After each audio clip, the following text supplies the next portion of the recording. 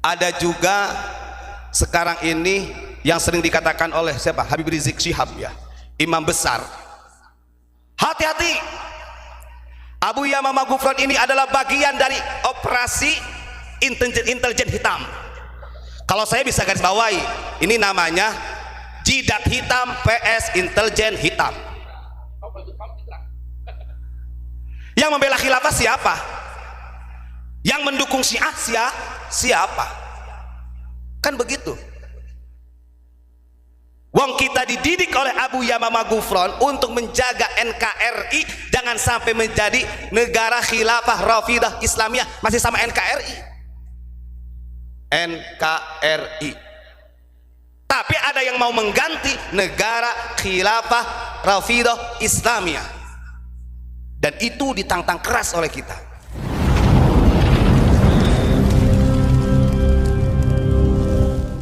Assalamualaikum warahmatullahi wabarakatuh. Alhamdulillah, puji syukur kita panjatkan kehadirat Allah Subhanahu wa taala. Salawat dan salam juga kita haturkan kepada Nabi agung tercinta Nabi Muhammad sallallahu alaihi wasallam biqaulina Allahumma shalli ala sayyidina Muhammad. A'udzu billahi minasy syaithanir rajim. Bismillahirrahmanirrahim.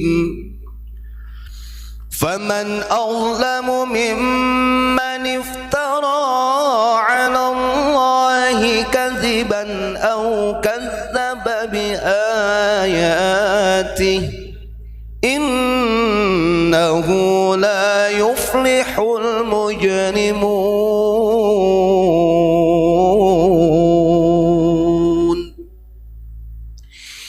Faman azlamu mimman iftara 'ala Allahi kadziban aw kadzdzaba bi ayatihi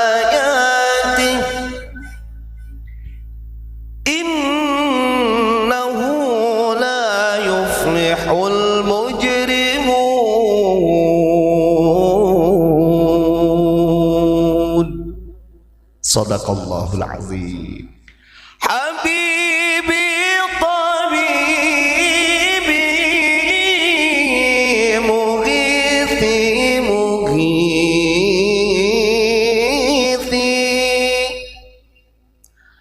Habibi tabibi mughithi mughithi.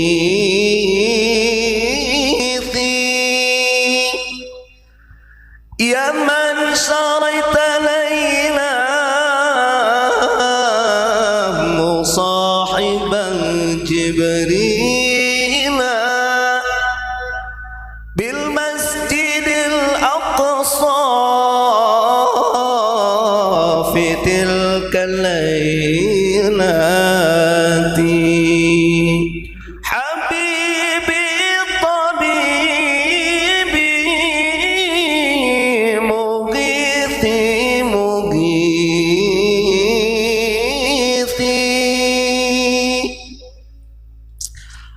Alhamdulillah, itu yang saya bawakan adalah ayat Al-Quran sama sholawat untuk litatma'innul qulub. Walaupun sampai dini hari masih banyak yang gerah, masih banyak yang panas. Kita nggak tahu panasnya sebab apa. Yang jelas, kalau kita kembali kepada redaksi Al-Quran, kembali kepada ayatul munafiq, na'udzubillahi min dzalik. Allah Subhanahu wa ta'ala berfirman, faman azlamu mimman iftara 'ala Allahi kadziban aw kadzdzaba bi ayatihi innahu la yuflihul mujrimun.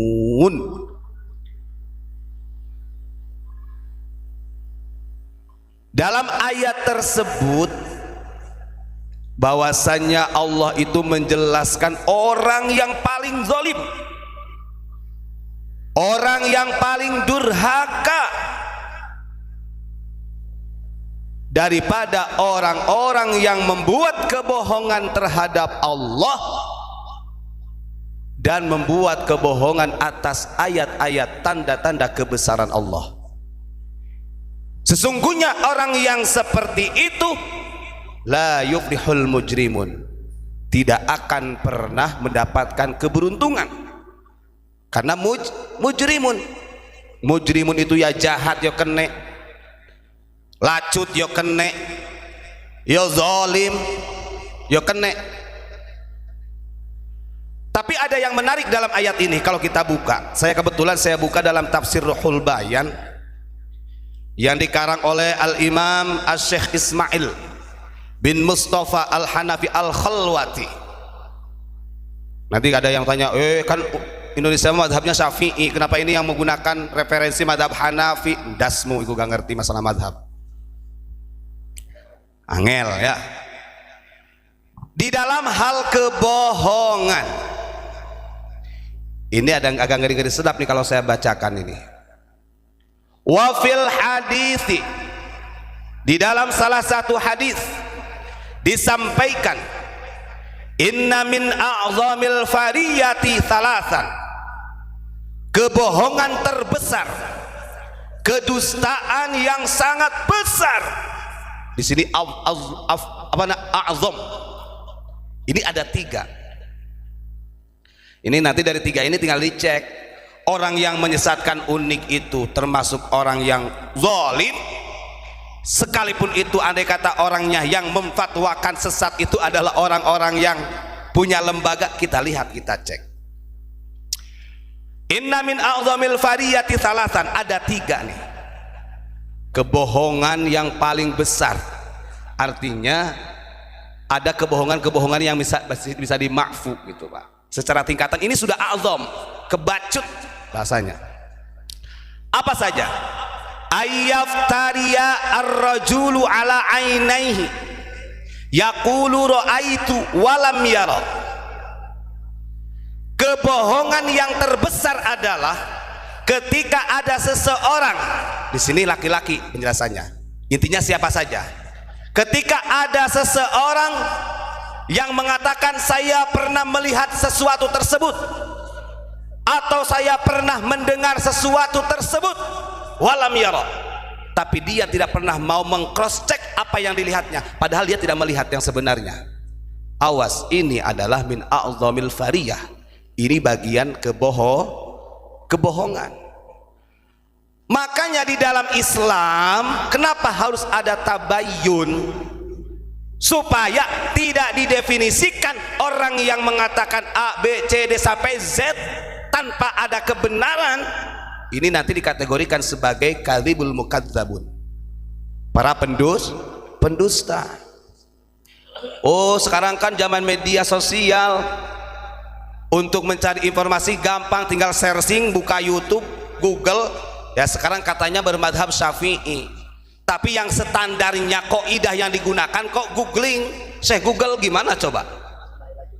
Atau informasi dari YouTube, informasi dari TikTok, katanya Syafi'i. Kan begitu. Satu. Jadi kalau ada orang mengatakan saya pernah melihat anu, padahal dia tidak melihat. Di sini jelaskannya, yakni fil manam, di dalam waktu tidur, atau mungkin dia mendapatkan mimpi anu macam-macam. Satu kebohongan nih. Awas, ini termasuk bagian daripada kebohongan. Kedua, au yaftariya ala walidayhi fayadda'a ila ghairi abihi. Nah, ini ngeri lagi nih. Atau fayudai, bisa ada ayudai, boleh af'ala yuf'ilu bacanya.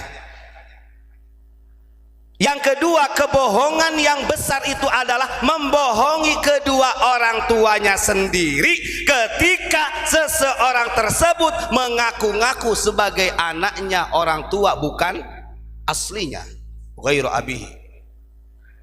Sampean duduk, orang tuaku Pak Imron bukan orang tua saya, tapi saya mengaku sebagai anaknya bin Imron Hamzah Turmudi. Maka secara tidak langsung saya ini sudah membohongi walidai, kedua orang tua, dan hukumnya kalau membohongi kedua orang tua min a'zamil fariyah, bagian daripada kebohongan yang besar. Siapa di sini yang suka begitu? Wallahu a'lam bishawab. Bagus. Bahkan kalau kita lihat di dalam hadis, naudzubillahi min dzalik, man idda'a ila ghairi abihi wa huwa ya'lamu annahu ghairu abihi fa alaihi jannatul haram. Kalau ada orang yang mengaku-ngaku menyandarkan binnya kepada seseorang yang bukan bapaknya, padahal dia sendiri tahu bahwa itu bukan orang tuanya, fal jannatu alaihi haram, surga itu haram baginya, wakil alaihi la'natullah, bahkan dilaknat. Gitu ya. Oke. Yang ketiga, kebohongan yang terbesar itu ada au yaftariya alayya, kata Rasul. Yaqulu sami'tu mir rasulillahi alaihi salatu wasalam walam yasma' minni. Andai kata ada orang yang membuat kebohongan, membikin hadis palsu, Pak, katanya saya mendengar nih kaidah saya ini, kan ada tuh dari oknum-oknum yang ngomong, saya ini kalau ngomong berdasarkan dalil hadis, kadang-kadang dibikin sendiri, Pak, dibikin sendiri dalilnya, padahal tidak ada Rasulullah menyampaikan demikian. Itu kebohongan yang ketiga, dan ini tiga-tiganya min a'zamil fariyah, kata Rasulullah. Ngeri bolo. Terus kemudian ada juga sekarang ini yang sering dikatakan oleh siapa? Habib Rizik Syihab, ya, imam besar. Hati-hati, Abu Yamamah Ghufran ini adalah bagian dari operasi intelijen hitam. Kalau saya bisa garis bawahi, ini namanya jidat hitam PS intelijen hitam. Yang membela khilafah siapa? Yang mendukung Syiah siapa? Kan begitu.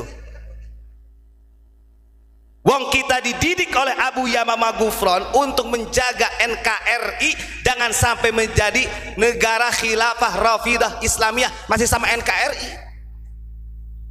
NKRI.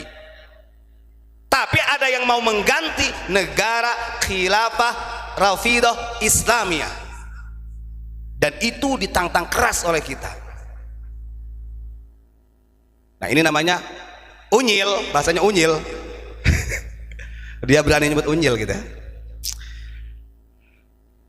Begini, setelah saya pahami, ternyata betul kata Abu Yamamah Ghufran, bahayanya politisasi agama ini dampaknya seperti ini. Naudzubillahi min dzalik. Bahkan ini gak main-main. Ikhbar hadisul ifki, saya katakan ini hadis hoak, itu namanya, cerita bohong yang menyudutkan orang-orang intelijen, bla bla bla macam-macam. Padahal kalau kita lihat, ini adalah cara mereka untuk menghalangi perjuangannya orang-orang yang benar-benar murni untuk mengangkat marwah nilai-nilai Pancasila. Gak ada cara lagi. Makanya banyak sampai apa namanya, ada orang yang dari lembaga yang mengatakan, siapa sih yang bisa video call dengan Allah? Siapa sih yang bisa SMS WA dengan Allah? Itu ajaran yang menyimpang dari agama, katanya. Cek goblok ya orang itu. Saya katakan goblok, kenapa? Orang sholat saja, beberapa ulama itu masyhur mengatakan ketika kita sholat itu adalah tandanya di mana kita ini berdialog dengan Allah. Kita berzikir agak ada bedanya, makanya tonton videonya sampai selesai. Wong Abu yang mengatakan, apa maksudnya SMS dengan Allah? La ilaha illallah, la ilaha illallah. Nafi itsbat. Pengen video call, gampang kata Abah, ya Allahu Allah, Naksabandia. Makanya jangan digambarkan. Nah ini orang, nah ini kadang-kadang pinter kebelinger. Saya itu kadang-kadang kalau ada namanya seorang Al-Khalil gitu Pak, Al-Khalil ini gak main-main Pak. Nabi Ibrahim diberi gelar Al-Khalil oleh Allah sebagai kekasih itu karena punya futwah yang sangat luar biasa di dalam kitab Risalatul Qusairiyah. Nih, pernah Nabi Ibrahim itu didatangi oleh orang Majusi yang waktu itu minta makan, walaupun laukmatan, satu suapan saja kata orang Majusi.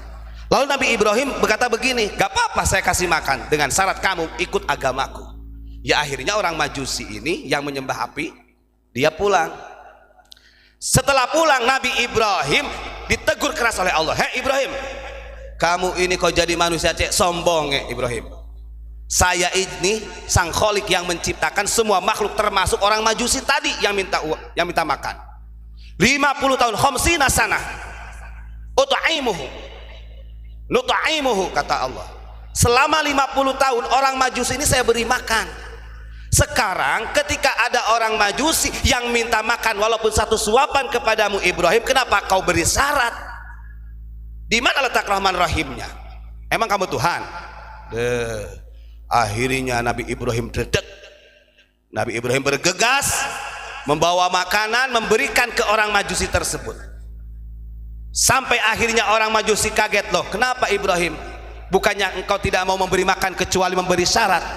Diceritakanlah oleh Nabi Ibrahim, saya sudah ditegur oleh Allah, saya malu dengan Allah yang memberikan makan ke seluruh makhluknya.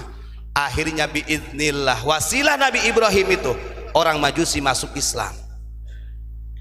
Disitulah Nabi Ibrahim akhirnya mendapatkan predikat Al-Khalil Pak. Al-Khalil, Masya Allah. Dan Al-Khalil itu bukan untuk nafisah Pak, bukan untuk perhiasan. Itu martabat di sisi Allah karena pilihan. Ngeri Pak kalau kita bahas sejarah itu.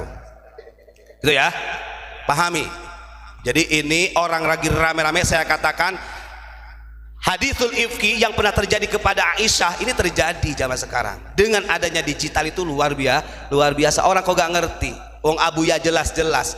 Abuya tidak mengatakan saya akan lapor kepada Allah, kemudian saya akan telepon, saya juga bisa telepon atau video call.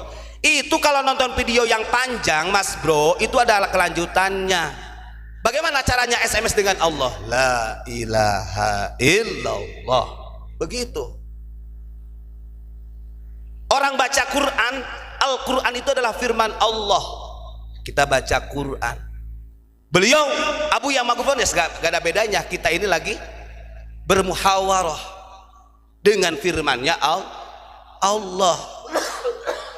Makanya dipahami dulu narasinya, jangan hanya karena kebutuhan konten yang sangat luar biasa kemudian dipotong, diambil yang gak jelas arahnya. Na'udzubillahi min dzalik. Apakah itu tidak bagian daripada kebohongan?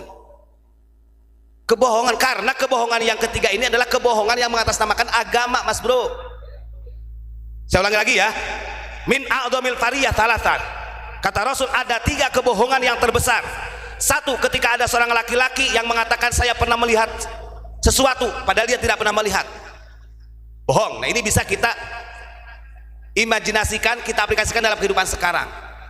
Melihat media begini tanpa ada tabayun, mendengar informasi tanpa ada tabayun, awas, min a'dhamil fariyah. Satu. Yang kedua, ketika kebohongan yang benar-benar besar, dia mengaku sebagai anaknya si Fulan padahal si Fulan bukan bapaknya. Yang ketiga, dia membuat kebohongan atas namaku, kata Nabi, atas sunnahku. Dia mengatakan saya mendengar dari Rasulullah begini-begini padahal Rasulullah tidak menyampaikan. Artinya agama, risalah. Berani membohongi risalah nubuwah, apalagi agamanya yang dibawa oleh para nabi, khususnya Nabi Muhammad atau agama Islam. Ternyata kalau disimpulkan politisasi agama termasuk min a'dhamil fariyah. Politisasi agama ini bagian daripada min a'dhamil fariyah. Na'udzubillahi min dzalik. Unyil. Nah, begitu bahasanya. Gitu ya. Jadi kalau menurut saya alhamdulillah Ketika banyak orang yang sampai dini hari penasaran dengan pelajaran di Unik, monggo bisa datang, atau mungkin mau ngapalin awamil 100 amil, monggo, atau mau ngapalin sorobnya nasor yang suruh nasron kayak santri, monggo, silahkan datang ke sini. Terima kasih. Assalamualaikum warahmatullahi wabarakatuh.